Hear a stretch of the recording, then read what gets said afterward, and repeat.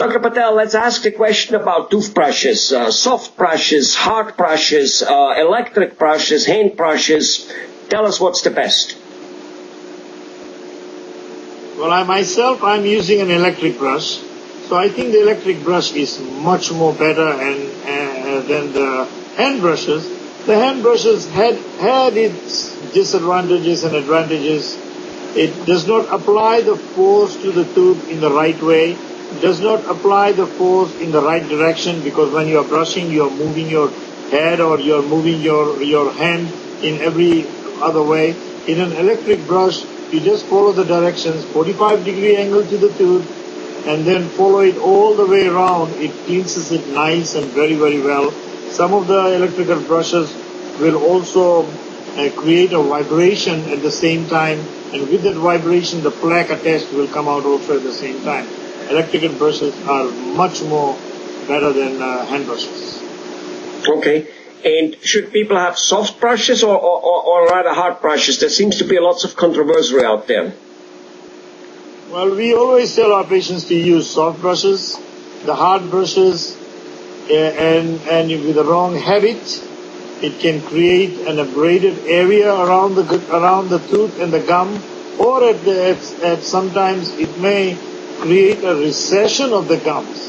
And once the gums have receded slightly, the next layer of the tooth, which is towards the gum, which is called cementum, is very, very sensitive.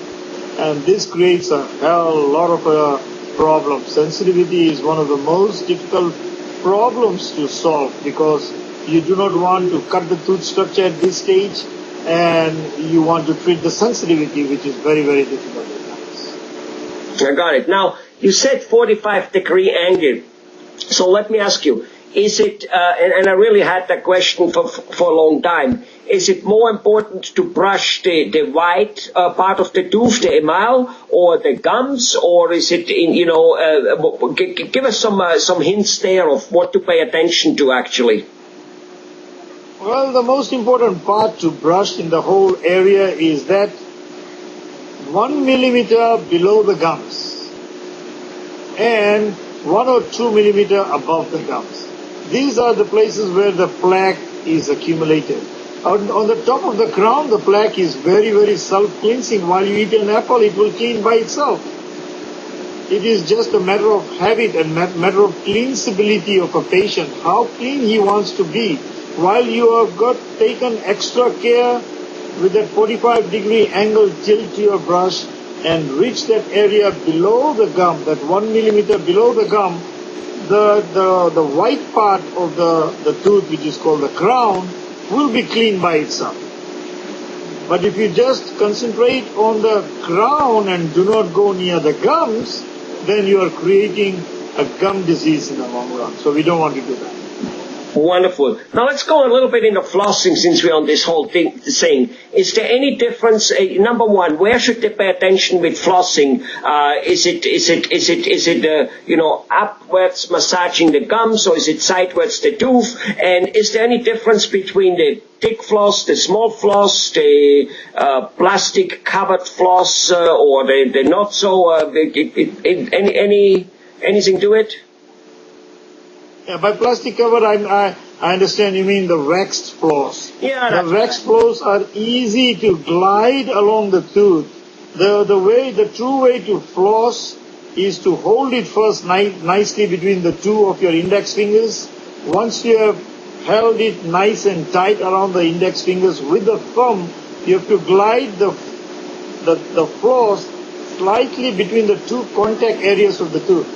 Once you pass the contact area, then you glide the floss around one tooth and then bring it again to the contact area and glide it around the other tooth up to the sulcus.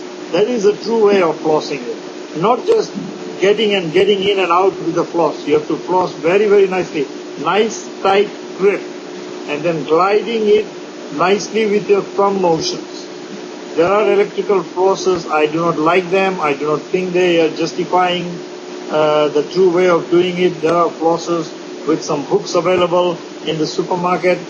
They I do not do, because you can't hold it nice and tight with your finger.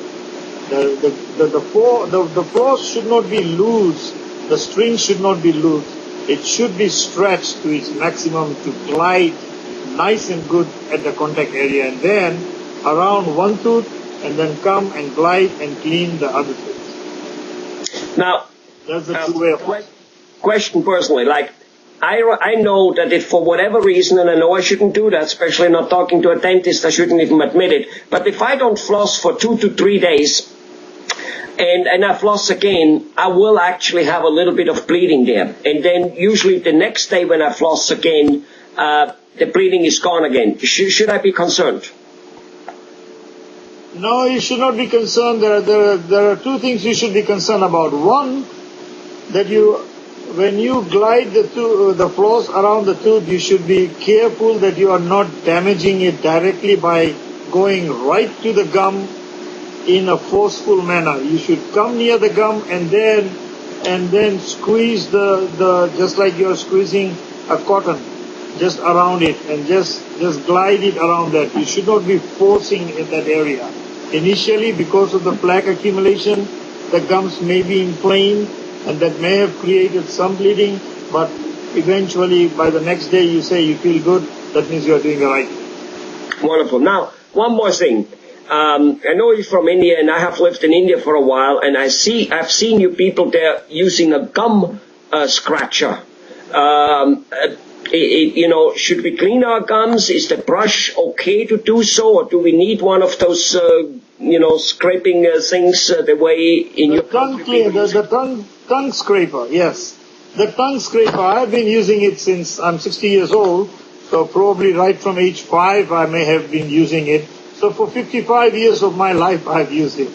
And I can go without brushing. I may go without brushing if there is no brush, but I cannot go without the tongue scraper, because all the plaques on the tongue is really scraped by the tongue scraper. You feel a freshness in your breath. You feel all the difference with the tongue scraper. Without the tongue scraper, it's just like you haven't had your shower, Tongue scraper is just like having your shower in the mouth. So should people, is it a poor substitute or is it no substitute at all to use the brush and brush their tongue? Or is a scraper? There is no substitute. There is no substitute. Brushing the tongue with your brush does not clean it as good as a tongue scraper. Listerine or other mouthwashes which are available may not clean it as much. It does not physically remove the plaque from your tongue. It may feel you mouth washes and all that may feel you fresh, but it will not remove the physical plaque which has gone between the taste buds.